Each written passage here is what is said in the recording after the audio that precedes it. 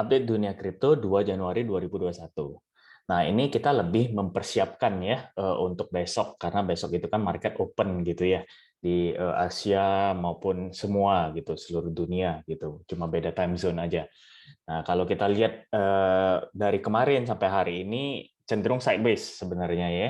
Turun naiknya di situ-situ aja. Nah, memang kalau yang main futures tetap jantungan walaupun turun naiknya itu kecil sekali sebenarnya BTC dan ini memang kurang menarik kalau untuk kita futures, tapi kalau scalping copet-copet masih bisa sih dan kita apa di VIP juga kita sempat TP beberapa. Nah, kalau kita rekap sedikit dari kemarin itu saya bilangnya itu worst case atau kemungkinan skenario terburuk itu turun sampai di sini. Walaupun kita tahu sendiri ya 46.000 itu memang support kuat dari awal gitu. Dan memang ternyata naik dulu dan sepertinya membuat apa namanya support baru. Nah, nanti kita lebih jauh ya lihatnya lagi setelah kita rekap yang lain-lain. Nah, ini jadi memang yang kemarin itu invalid ya, apa namanya, memang berarti kurang tepat gitu. Itu nggak masalah gitu, namanya analisa, ada benar atau enggak gitu ya. Jadi saya pun nggak mengelak gitu, memang ini masih ada recordnya, ya bisa lihat sendiri. Berarti kemarin itu untuk BTC-nya kurang tepat. Nah, kita lihat untuk hari ini ya. Coba kalau kita lihat BTCD ya, untuk dominasi BTC, ini kemarin saya bilang bakal turun. Nah, memang di sini sempat naik tinggi sekali, tapi ujungnya juga turun. Walaupun nggak sampai di sini gitu ya. Jadi kalau ini valid. Jadi dari sini naik dulu, betul ya, turun. Nah, memang pergerakan dominasi ini lebih gampang dilihat. Terutama kalau misalnya BTC lagi sideways begini, ada aja masih altcoin yang manggung gitu ya, tiba-tiba naiknya belasan persen, berapa persen gitu. Jadi biasanya kalau misalnya BTC itu pergerakannya cepat, naik cepat atau turun cepat, nah itu dominasi pasti naik. Nah, tapi setelahnya kan biasanya agak sideways. Misalnya dia ngepump nih, ngepump cepat kayak kemarin ya, terus sideways. Nah, sideways itu waktu mulai sideways langsung deh dia pasti mulai ngedrop karena banyak yang jual BTC beli altcoin. Kira-kira begitu ya. Begitu juga sebaliknya. Enggak mesti seperti itu, tapi ya kebanyakan begitu. Tinggal kita lihat saja pumpnya sejauh apa gitu ya. Kalau misalnya cepet, terus juga banyak sekali gitu ya biasanya dominasi juga naiknya tinggi sekali. Nah, kira-kira begitu. Kalau kita seperti biasa screening dulu ya. Saya sengaja memang nggak bikin videonya pagi-pagi karena memang nggak begitu banyak berita ya kalau untuk hari Sabtu dan Minggu biasanya kita tahu sendiri. Jadi ya lebih baik sore mungkin ada berita-berita fresh gitu yang perlu kita lihat untuk mempersiapkan ke hari besok. Nah, seperti ini yang saya ada kelewat ini. Itu yaitu ini 21 jam yang lalu mengenai apa China trader dia bilang exodus. Jadi banyak citizen atau penduduk-penduduk China atau trader-trader China yang memang diberikan waktu jatuh temponya itu 31 Desember kemarin untuk withdraw, untuk jual segala macam ya. Nah, itu sebenarnya sudah tahu sih, cuma lupa untuk apa sebagai ini apa namanya sebagai pertimbangan gitu ya. Padahal kalau ingat itu, wah kita mungkin bisa nge-short di sini. Nah, tapi karena euforia itu ya kita juga sibuk New Year segala macam ya, ya wajar lah. Tapi ini kemungkinan gara-gara ya itu tadi apa namanya China Exodus katanya gitu ya. Jadi dalam tanda kutip pengusiran gitu ya trader China oleh beberapa platform gitu. Nah, jadi memang kalau dibilang dari sini pun sepertinya last hammer. Nah, jadi seperti kayak ya apa bearish news terakhir sejauh ini. Walaupun saya masih bersiap dengan Omicron dan juga tapering yang katanya dimulai Januari gitu ya. Tapi mungkin dalam minggu-minggu ini sepertinya harusnya bagus ya. Apalagi tadi kalau kita lihat BTC itu membuat support baru seperti saya bilang, jadi harusnya ada optimisme tersendiri gitu. Tapi kita coba lihat lebih lanjut ya. Terus dari sini ada Ethereum white paper yang memprediksi DeFi, tapi nggak prediksi NFT. Ya, oke, itu nggak begitu terlalu ini ya.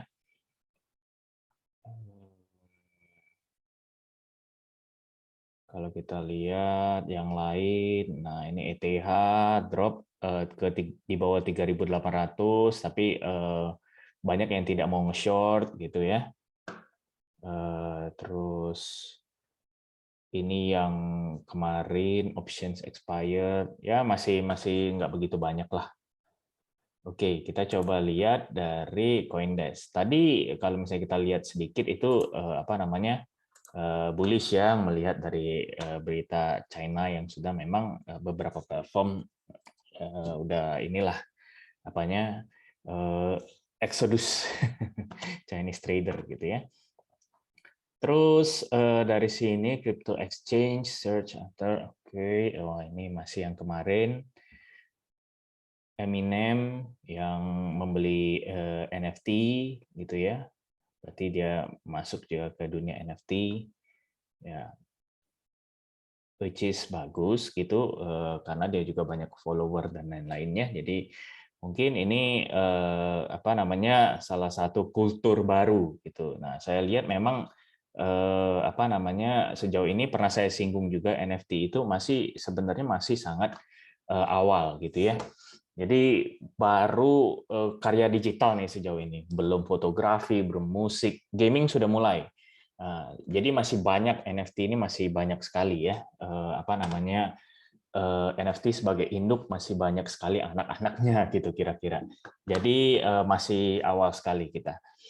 Nah, sangat bagus ketika ada satu influencer atau artis sebesar Eminem ini yang masuk ke dunia NFT dan dia juga mempublikasikannya di Twitter-nya, dia ganti profile picture gitu ya. Nah, itu pasti membuat user-user lain juga pengen tahu atau apa trader-trader yang baru mungkin yang baru mau masuk kripto. Nah, itu sangat bagus lah. Oke, jadi dari berita juga sebenarnya masih nggak begitu apa nggak begitu banyak ya. Ini kita lihat yang kemarin Grayscale dan lain-lain, Shiba Inu ya. Oke, kalau kita lihat Fear and Greed hari ini itu ini saya refresh dulu. Ini kayaknya yang kemarin deh. Coba kita lihat dulu. Nah, hari ini 29 jadi naik 8 poin. Which is good gitu ya, bullish. Nah, kalau ini takutnya yang kemarin juga coba saya lihat. Ini di sentimen market secara on-chain masih sangat bearish, ya memang sideways ya, nggak apa terlalu banyak perubahan. Exchange signalnya bullish, oke, good. Nah, sekarang kita lihat dari seperti biasa beberapa chart yang kita udah apa namanya siapkan. Kalau dari open interest ini saya takutnya nggak ke refresh, jadi saya coba refresh dulu ya supaya kita dapat datanya memang yang terbaru. Kalau dari open interest masih flat, nah tapi funding rate-nya cukup naik tinggi ya. Nah funding rate ini kalau naik itu berarti menunjukkan optimisme trader gitu. Tapi kalau terlalu tinggi juga memang nggak bagus karena nanti berarti posisi long itu sangat mendominasi dan tahu sendiri kalau posisi long sangat mendominasi sangat gampang untuk apa namanya trader-trader ini kalau sudah terlalu optimis gitu ya menggunakan leverage besar kemungkinan kena liquid itu besar gitu. Jadi memang ini kita harus pantau funding rate. Orang bilang banyak wah negatif itu bagus. Negatif bagus dalam arti ya berarti long yang kena liquid kemungkinan kecil karena banyak yang nge-short. Malahan nanti shortnya bisa kena liquid gitu kan ya. Nah, tapi kalau saya di sini itu melihat tren. Jadi bukan melihat funding rate sekarang itu berapa enggak. Walaupun saya sendiri ada alertnya sih funding rate berapa.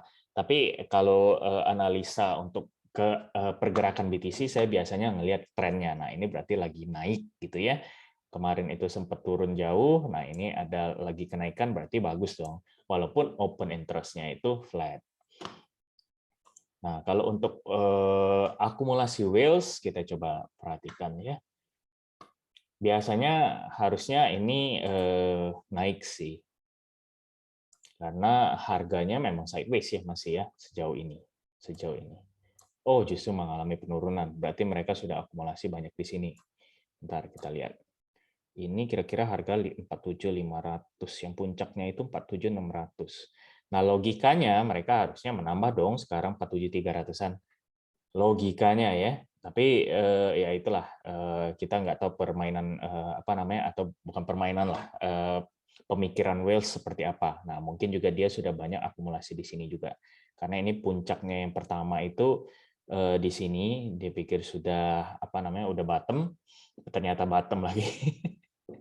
Nah, ini apa namanya, di sini juga sempat beli. Nah, ini mungkin beli walaupun nggak sebanyak ini, nah, mungkin juga sudah jual ya. Bagaimanapun kita ikutin aja permainan Wales ya. Kita hanya bisa melihat gitu. Nah, kalau ini berarti trennya turun. Nah, kalau turun ya berarti kurang bagus sebenarnya. Wales belum akumulasi banyak. Nah, kenapa? Nah, itu bisa jadi karena ini masih weekend. Nah, makanya saya bilang ini sebenarnya nggak bisa kita patokan untuk besok seperti apa. Nah, kita coba nanti rangkum, kita ambil apa namanya kesimpulannya seperti apa. Kalau inflow juga flat ya, cenderung flat walaupun ada pergerakannya, ada yang sempat mentok di sini waktu harga turun gitu. Nah, di sini. Oke, ini flat. Kita lihat stock exchange, stok di BTC di exchange itu ini masih flat juga. Kalau kita lihat agak jauh memang turun sepertinya, tapi ini lebih ke arah flat lah. Ini soalnya dari tanggal 31 segini doang gitu. Nah, jadi ini netral, wheels-nya ini bearish, ini bullish. Nah, ini mix lagi ya. Belum kelihatan. Makanya kita kebanyakan sideways, sini, sini, gitu-gitu doang gitu. Nah, kita coba lihat dari indikator preset. Seperti apa? Kita simple aja. 1 hari masih sell. Nah, 4 jam sudah netral, 1 jam bullish nggak nih? Nah, bullish ya. 15 menit bullish. Nah, jadi mungkin masih ada harapan untuk mencoba menembus resisten gitu ya, walaupun mungkin masih kalau saya rasa sih sideways di sini-sini aja. Ini saya delete dulu ya yang tadi. Nah, ini apakah valid nanti menjadi apa namanya support baru itu kita lihat apa namanya besok gitu ya. Karena ini pun tinggal paling 2 candle, 3 enggak lah, 3 4 candle lah ya sampai besok gitu. Jadi tapi saya sendiri melihat memang masih posisi sideways banget sih. Jadi mungkin seperti ini. Coba turun.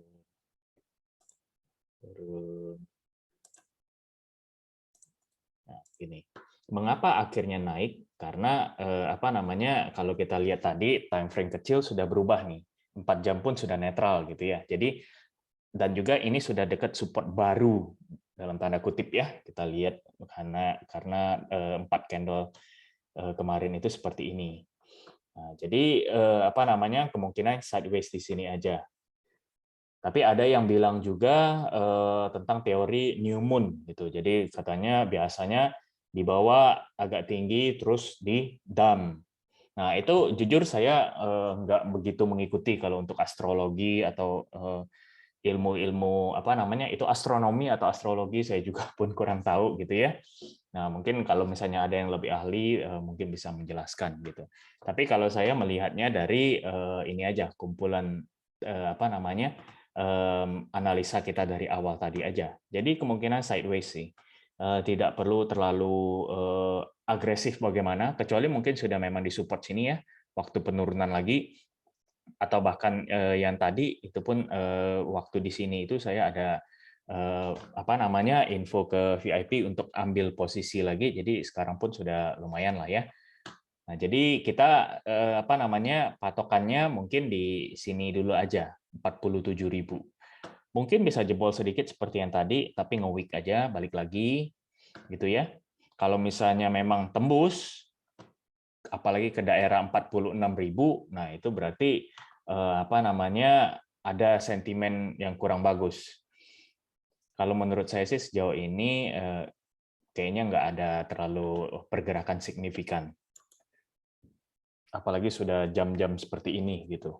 Karena biasanya dari market Asia itu yang lebih bullish. Kalau kita lihat ya sejauh ini, tiba-tiba nanti malam-malam, pagi gitu, drop, ya kan gitu. Kebanyakan ya, walaupun nggak selalu. Nah, kalau sekarang berarti ini sideways. Sideways, kalau BTC sideways, itu kemungkinan dia ini menurut saya ngedrop kalau sesuaikan dengan kita punya analisa ya. Nah, saya masih mengejar support terakhir di 39,97 ya, atau 40% lah. Saya melihat memang ini sudah BTCD ini sudah sangat mendukung sebenarnya. Makanya kalau misalnya BTC rally aja sampai 50.000, tapi jangan langsung ya, sideways, sideways, sideways, pelan-pelan naik, sideways turun dikit, naik.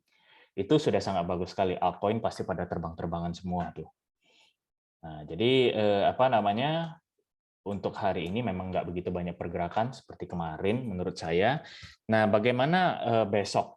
Besok itu memang kita lihat pasti konfirmasinya di sini. Yang saya tadi bilang supportnya itu ya. Kalau misalnya memang hari ini sampai besok itu nggak jebol 47, itu tanda bagus menurut saya. Berarti kita sudah membuat support baru secara nggak langsung gitu ya. Walaupun memang belum terlalu kelihatan karena baru beberapa candle, tapi itu sudah tanda yang bagus paling nggak gitu loh. Jadi persiapan kita untuk market open mungkin bisa rally. Kalau misalnya memang support ini bertahan. Nah, jadi teman-teman lihatin aja support hari ini 47.000 ini tembus nggak? Tembus dalam arti candle close ya. Jadi dan juga bukan nge-wick begini gitu. Kalau nge-wick begini ya nggak sesuai lah. Kita lihatnya memang benar-benar seperti ini gitu ya. Nah, jadi kalau misalnya sudah ada sudah kepastian itu menjadi support baru untuk time frame 4 jam. Nah, kita bisa lihat besok itu seperti biasa screening berita segala macam. Kalau nggak ada berita buruk atau apa, menurut saya itu kemungkinan rally itu lebih besar. Nah, gitu. Tapi ya kita pastikan besok lah ya. Nah, ini kita lihat berita satu hari ini dulu deh. Jadi patokannya itu aja dekat 47.000. Terus kalau resisten di sini 48.500. Nah, ini saya sering pakai Fibo, ini lebih gampang menurut saya. Atau yang kadang lihat Bollinger atas boleh 48.000 lah kira-kira. Walaupun kayaknya masih agak susah sih. Jadi sideways di sini. Oke, mungkin seperti itu dulu. BTCD tadi mendukung ya.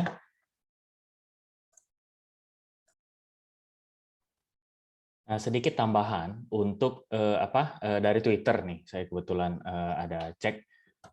Ini ada salah satu misalnya The Moon ini ya, The Moon Carl ini boleh lihat kalau misalnya diklik itu akunnya dia bilang dia itu crypto influencer pertama yang masuk ke Forbes 30 under 30. Jadi promising ya istilahnya itu 30 di bawah 30. Kalau di Forbes itu kan memang ada yang namanya gelar atau bisa dibilang title lah ya. Jadi 30 most influencing lah people yang memang di bawah umurnya 30 gitu. Jadi crypto influencer yang masuk itu bagus sekali menurut saya ya. Salah satunya. Tapi itu ada sistemnya seperti apa ada evaluasinya seperti apa ya, kita nggak perlu dalam lah tentang itu. Cuma menarik aja. Nah, yang saya mau membahas itu mengenai Elon Musk. Nah, jadi dia ini kan kalau diingat kemarin itu dia sempat jual nah di sini ya. Desember 20 itu dia jual saham Teslanya, katanya dia mau membayar pajak gitu. Karena kalau di Amerika itu kalau kita nggak realize profit kita ya, kalau kita nggak jual saham kita, ya kita nggak bayar pajak gitu. Walaupun kita udah profit ratusan persen, ya itu kan cuma di atas kertas. Cuma kalau kita jual kan berarti kita merealisasikan profit. Dan dia menjual, nggak semua tentunya, tapi dia katanya mau bayar tax. Tapi, nah tadi itu, bukan tadi, itu baru-baru ini dia itu ada, apa namanya, membalas tweet dari, siapa tadi namanya, sebentar ya, kita lihat. Ini menarik karena dia bilang mengenai resesi. Coba kita lihat. Nah, di sini. Dari Christopher Mims. Nah, dia bilang ada 936 startup. Nah, dinilai lebih dari 1 miliar dolar di dunia ya. Nah, jadi sepertinya kayak sudah terlalu saturated atau orang terlalu mengambil resiko gitu. Jadi venture capital atau banyak perusahaan-perusahaan yang memegang dana besar ini terlalu mengambil resiko, dan satu poin pasti ada crash gitu ya, kira-kira begitu. Nah, jadi si Elon Musk ini balas dia di sini. Nah, if his story is any guide, not many will make it in the past in the next recession gitu ya. Jadi resesi berikut ini gitu, itu pasti banyak yang nggak bakal bertahan gitu ya, seperti kayak .com bubble kemarin gitu ya, karena orang sedikit berhubungan dengan .com langsung beli gitu sahamnya, ataupun dari venture capital langsung invest segala macam lah. Jadi dia menyinggung tentang resesi. Nah, ditanya orang gitu, jadi kapan resesi berikutnya? Nah, dijawab lagi oleh Elon Musk, kalau memprediksi makroekonomi itu sangat menantang gitu ya, sangat susah lah prediksinya. Tapi my gut feel katanya itu insting dia gitu ya. Dia memprediksi bahwa spring atau summer 2022 gitu, tapi nggak lebih dari 2023. Jadi kalau spring itu mungkin Maret ya, Maret sampai summer itu berarti kita Agustus lah kira-kira begitu. Nah, ini saya juga ada post di Telegram, di VIP sama yang di umum. Itu ini keluar dari perkataan seorang Elon Musk gitu ya. Jadi kita nggak bisa mengambil nggak bisa sembarangan atau cuekin gitu, karena dia ini kan salah satu orang terkaya, mungkin sekarang karena dia jual sahamnya mungkin nggak orang terkaya lagi, tapi dia memprediksi ini itu ada alasannya, apalagi dia tahu tweet dia itu powerful gitu. Nah, jadi kita harus antisipatif gitu ya. Kalau resesi itu sebenarnya kalau kita lihat secara definisi itu mempengaruhi ke seluruh market. Karena resesi itu kondisi ketika produk GDP, produk domestik bruto ya, GDP menurun atau pertumbuhan ekonomi real, ya ini secara teori lah. Intinya berarti ekonomi kita, bukan kita, tapi lebih ke Amerika itu down gitu, kira-kira begitu ya. Simpelnya, saya nggak mau bikin rumit-rumit lah, karena kita bukan textbook. Saya bukan textbook, intinya begitu. Nah, jadi kalau dia bilang Maret sampai ke Agustus itu memang kemungkinan akan resesi, nggak tahu kapan pastinya, tapi di time frame di jangka beberapa bulan itu, berarti kita sebagai investor, baik saham baik semuanya gitu ya, properti, emas, kripto, apalagi itu kita harus antisipatif. Antisipasinya seperti apa? Berarti misalnya kalau Maret ini nge-crash, kita harus seperti apa? Nah, ini yang perlu saya sampaikan gitu ya. Walaupun belum pasti, tapi ini seorang Elon Musk yang berbicara, itu berarti ada kemungkinan benar gitu ya. Karena dia nggak sembarangan mengeluarkan statement seperti itu. Nah, jadi teman-teman yang memang lagi posisi hold atau lagi banyak pegang cash atau seperti apa, ya itu harus antisipasi. Kalau saya sendiri seperti apa? Nah, jadi posisi saya ini sekarang itu, saya jujur kemarin-kemarin itu sudah banyak serok. Saya juga ada info ya. Kemarin yang sebelum kenaikan tinggi itu saya ada serok, jual juga, ada serok lagi, ya seperti itulah. Kalau saya trader jangka pendek memang. Jadi cocok. Jadi apa yang saya strategi saya yang saya lakukan itu lebih kepada memaksimalkan bulan-bulan ini. Jadi misalnya Januari dan Februari ini saya maksimalin banget. Saya bisa dapat profit berapa gitu. Jadi setelah nanti crash itu pun mungkin kita sudah mendapatkan profit dan juga kita sudah cash out gitu ya. Jadi mungkin di Maret awal ya kita lihat juga lah, pastinya saya update terus. Saya mungkin akan pelan-pelan cash out. Kalau memang ada potensi-potensi crash ya. Kalau enggak ya masih kita cobalah, tapi pastinya spare cash itu perlu untuk bulan-bulan itu. Kalau menurut saya. Nah, kalau untuk sekarang saya belum banyak justru spare cash.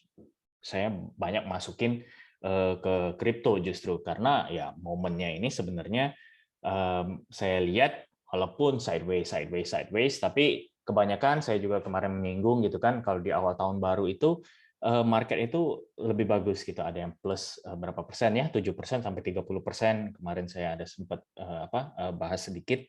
Nah, jadi kalau kita bisa mengambil posisi di situ kan bagus. Nah, ada juga selain trading, saya juga ada masuk ke DeFi. Nah, saya juga ada sempat singgung kemarin gitu ya. Nah, di DeFi ini kan kita yang penting stake gitu ya. Apalagi kalau kita sudah ambil di bawah, nggak semua saya TP gitu. Kalau misalnya seperti koin-koin yang bisa kita stake atau kita bisa jaminkan secara kolateral, ya saya jaminkan dulu, ya saya masukin ke DeFi dulu. Jadi kita perbanyak gitu ya, atau kita koinnya itu kita terus berkembang gitu ya. Karena kalau kita trading itu resiko cukup lumayan. Nah, bayangkan kalau misalnya kita serok di 45 ribuan kemarin ya, poinnya benar-benar pas. Walaupun kita belum TP, tapi dalam beberapa hari kan kita sudah mendapatkan koin bertambah terus nih. Nah, jadi ya itu kembali strategi kalian masing-masing.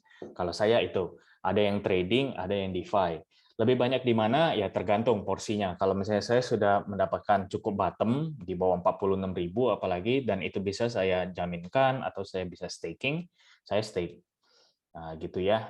Ini bicara mengenai BTC ya sebagai patokan. Nah, kalau token-tokennya sendiri ya kita bisa lihatlah dari chart. Misalnya kayak contoh ETH misalnya. Nah, kalau kita sudah dapat yang di daerah sini gitu atau yang sinilah, nggak usah jauh-jauh gitu ya.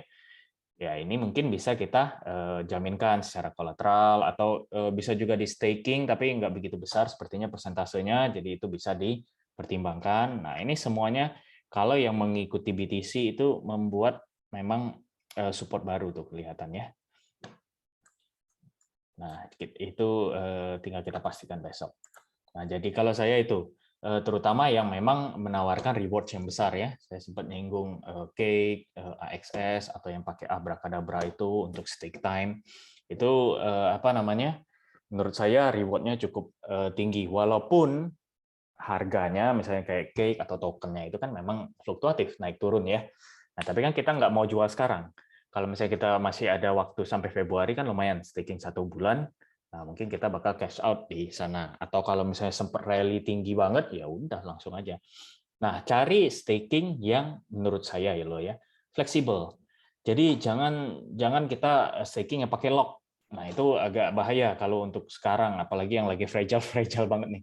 Ini karena kan kita masih agak ngeri yang itulah yang saya sampaikan, tapering lah, Omicron segala macam kan di bulan ini masih agak ngeri-ngeri. Tapi kalau misalnya kita pakai yang fleksibel, ya kita bisa langsung staking, melihat market kurang bagus atau sudah ngepump cukup tinggi, ya kita bisa langsung unstake, langsung jual dulu.